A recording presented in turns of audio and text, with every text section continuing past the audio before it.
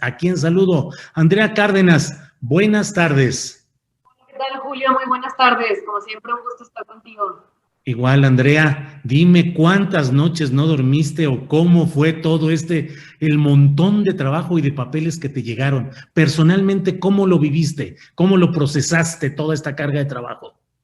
Gracias, Julio, por el interés en conocer más de esta investigación realmente exhaustiva. Entregamos el alma para poder desilvanar todos los entramados tan complejos. O sea, es que eran documentos y documentos. Imagínate, 11.9 millones de documentos. Y de México había 58.000 documentos. Y éramos un equipo, al principio Mati Tullier de Proceso y nosotros en Tipo Elemento entramos en febrero, a los 2 meses se integran unos colegas del país y después se integran otros colegas de Univisión, entonces se fue creciendo y llegó un momento en que dijimos, es que tenemos que dejar de buscar, porque entre más buscamos, más encontramos, y si no, no vamos a poder reportear las historias, ¿no? Entonces, esto, Julio, va a seguir dando de qué hablar durante los próximos meses y semanas. Traemos historias para todos los días del resto de la semana y la próxima semana, y hay varias que se quedaron ahí en el cajón porque es increíble la cantidad de información que hay sobre México. Realmente es una investigación reveladora. Si la ponemos en comparación con los Panama Papers arrojaron en aquel entonces, en el 2016, 311 mexicanos. Y esta investigación está arrojando que hay más de 3,000 mexicanos que tienen entidades, ya sea fideicomisos o empresas de papel en paraísos fiscales, ¿no? En las últimas décadas, los registros de la filtración datan desde los años 70 hasta 2019, o sea, es información muy, muy robusta, muy extensa de 5 décadas.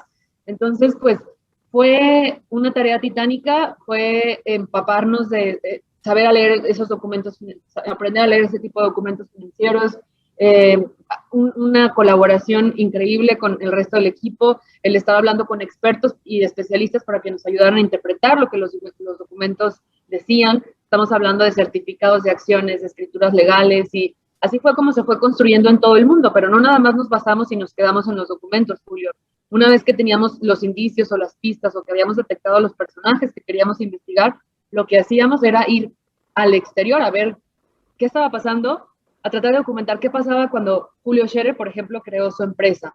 A ver, si en el documento están mencionando que hay una empresa que tiene un departamento en Miami, ok, entonces era ir al registro mercantil de Miami para tratar de conseguir toda la documentación de la empresa que era controlada desde las Islas Vírgenes, por decir un ejemplo, y luego ir a conseguir el registro de la propiedad, el documento que acreditara que seguía siendo el dueño, y después ir a buscar el documento que acreditara quién era el que pagaba los impuestos. En fin, fue algo realmente muy, muy exhaustivo lo que se ha hecho y estamos contentos pues con los resultados que ahora hemos visto. Andrea Cárdenas, el enfoque periodístico, la atención se centraba en el nombre de que alguien estuviese en esos papeles o que hubiese ciertos indicios de irregularidad, ya no digo de delictividad, pero ciertos indicios de irregularidad que entonces hiciese más sospechosa ese nombre en los papeles, o agarraban ustedes más o menos parejo. Lo que nosotros hacíamos era hacer búsquedas, literal poníamos la palabra México en una plataforma que tenemos donde está toda la información encriptada y donde están ahí nuestros seguidores, que los 600 periodistas que participamos tuvimos acceso, y cada que nos salía un nombre, por ejemplo, de un beneficiario final de una empresa en las Bahamas, anotábamos, íbamos construyendo una base de datos con el nombre de la persona, el nombre de la empresa, el año en que se creó, el para qué se creó, y así es como lo alimentamos con más de 3,000 registros. Después de que vimos esos 3,000 registros, nos dedicamos a ver los nombres para ver cuáles podrían ser de interés público. Dijimos, bueno, hay que buscar a los funcionarios públicos, a los políticos, a los grandes empresarios, que son los que luego en este país históricamente se han visto beneficiados con privilegios y con donaciones, ¿no? Entonces, así fue como fuimos seleccionándola y haciendo la categorización de nuestra base, ¿no? Por funcionarios, por familias conocidas en México, por empresarios, por exfuncionarios públicos.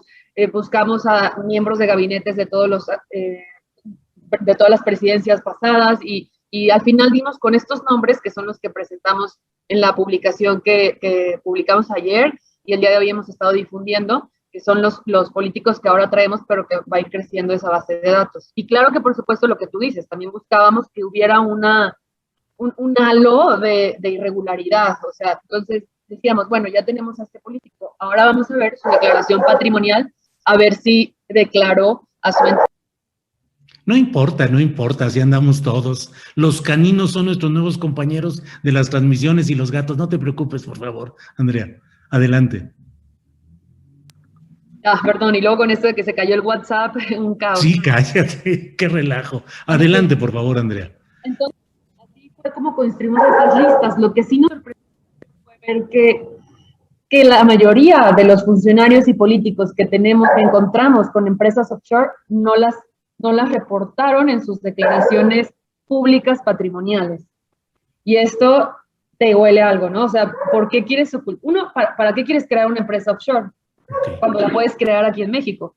Ok, entiendo que muchos pueden decir, es para comprar una propiedad en Estados Unidos, pero también la puedes comprar a tu nombre, ¿no? Entonces, ahí hay que empezar a desmenuzar y a entender cuáles son las razones por las que están utilizando estas empresas. Y lo que nosotros aprendimos en esta investigación es que los mexicanos utilizan este tipo de empresas para, bueno, principalmente con fines patrimoniales, pero también para comprar propiedades, jets privados, yates, obras de arte, para pagar menos impuestos, Julio, para administrar herencias, para gestionar inversiones, abrir cuentas bancarias, para guardar las utilidades de sus negocios.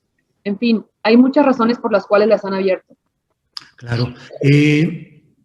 ¿Cuál fue la anticipación con la cual avisaron a los involucrados para que dieran su posicionamiento? Te lo pregunto casi, te lo digo abiertamente, pensando en si Julio Scherer sabía ya de esto, Julio Scherer Ibarra, cuando renunció con el presidente de la República. Mira, dividimos a los personajes como por categorías de riesgo, ¿no? No queríamos que los personajes que estaban más cercanos al poder se fueran a enterar de esta investigación unos días antes, porque no sé si supiste, seguramente sí, uno de los expresidentes de Panamá, cuando los compañeros panameños le enviaron la carta, él publicó la carta. Entonces, evidenció que ya estaba en curso y en marcha una gran investigación. Entonces, bueno, en el caso de Julio Scherer, a él fue de las últimas personas a las que le enviamos la carta. Te mentiría si te digo ahorita la fecha exacta, pero al resto de, casi a todos los demás personajes se las enviamos el primero del mes pasado, que fue cuando ya teníamos una autorización, todos los periodistas, los 600 que participamos en la investigación, para develar que estábamos trabajando en este proyecto. Previo a esa fecha, nosotros no mencionamos absolutamente con nadie el tema, ni con ningún funcionario de gobierno, solamente tocamos la puerta al SAT en varias ocasiones, que por cierto nunca se concretó esa entrevista, para poder aclarar pues cuáles son los mecanismos que ellos tienen para seguirle la pista al dinero que sale del país a través de entidades offshore. Teníamos muchas preguntas que hasta la fecha el SAT no ha respondido, pero esos son los deadlines que teníamos para mandar los cuestionarios. Y era muy importante tocar base con cada uno de los personajes que aparecen ahí para corroborar su versión y para que también ellos tuvieran la oportunidad pues de explicar, ¿no? Cuál había sido la razón de ser de su entidad, de su empresa de papel creada. Les preguntábamos desde por qué habían recurrido a un paraíso fiscal, cuál era la razón por la que habían comprado una propiedad a nombre de una empresa y no a nombre suyo. Les preguntábamos si la seguían manteniendo activa, si la habían declarado al SAT. A todos, absolutamente a todos los que enviamos cuestionarios, les pedimos que nos hicieran llegar documentos para probar que habían cumplido con declarar su empresa fantasma, su empresa de papel al SAT. Y hasta la fecha, nada más un par de personas nos hicieron llegar, bueno, no nos hicieron llegar, una sí nos hizo llegar la información y la otra más bien quería reunirse con nosotros para mostrarnos los documentos, porque también son documentos que traen información muy sensible y privada, ¿no? Pero así es el panorama, Julio. Claro, Julio Scherer Ibarra renunció el 2 de septiembre. Me dices que los primeros envíos fueron el 1 de septiembre de ustedes, pero que Julio Scherer fue de los últimos a los que les enviaron ese requerimiento. A él se le debimos haber enviado el 23, 24 de octubre. Sí, ya, perdón, de octubre no, de septiembre. Sí, de septiembre. Sí, porque ese día enviamos a las cartas a todos los funcionarios públicos federales, el 24. Entonces, posterior a su salida.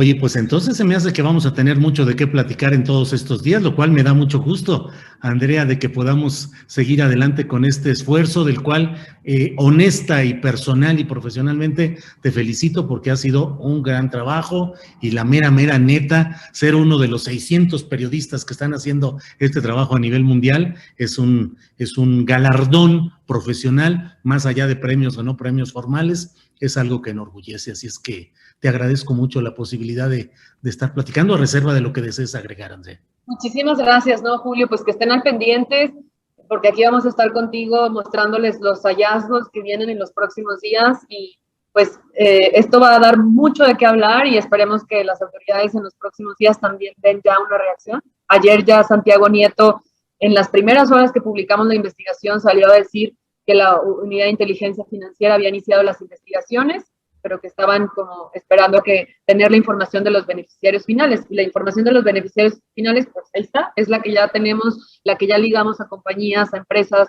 con funcionarios públicos. Entonces, pues veremos qué pasa, Julio. Muy bien, pues la verdad, muchas gracias y seguimos en contacto en estos días. Muchas gracias, Andrea Cárdenas. Gracias, hasta luego.